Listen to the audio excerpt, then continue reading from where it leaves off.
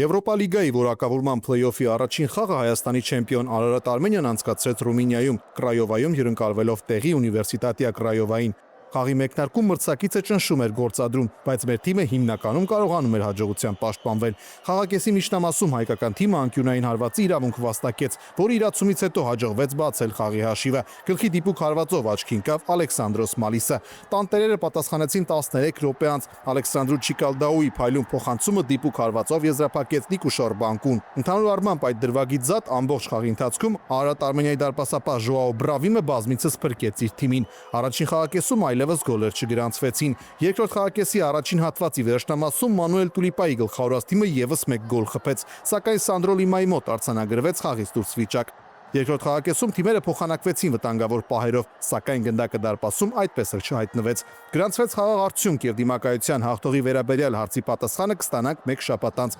Երևանում կայանալիք պատասխան խաղում։ Հետխաղային ասուլիսին որակազրկված Մանուել Տուլիպայի փոխարեն խաղին ներկայացավ մարշի օգնական Գաբրիել Կոուտոն։ Ելնելով խաղի ընթացքից կարող եմ ասել, որ արդյունքը տրամաբանական էր, եւ մենք հնարավորություններ ունեինք եւ նրանք։ Հաշվի առնելով ստադիոնի ճնշող մթնոլորտը թիմը լավ հանդիպում անցկացրեց։ Ինչ վերաբերում է Արթուր Սերոբյանի անընդհատ թիկունք իջնելուն, դա նրա առաջադրանքն էր, ինչը նա հրաշալի կատարեց։ Ճիշտ է նաեւ, որ դրանից նրա արչեւի գծում խաղի էֆեկտիվությունը նվազեց։ Ուգոյի հետ ամեն ինչ կարգին է, նա պարզապես մկանային հոգնածություն ուներ եւ այդ պատճառով փոխարինվեց։ Հուսով եմ պատասխան խաղին տրիբունաները լեփլեցուն կլինեն, որը եւս մեզ շատ կօգնի։ Պատասխան հանդիպումը կկայանա օգոստոսի 27-ին Վազգեն Սարգսյանի անվան հանրապետական ստադիոնում եւ կլինի առաջին ալիքի ուղիղ եթերում։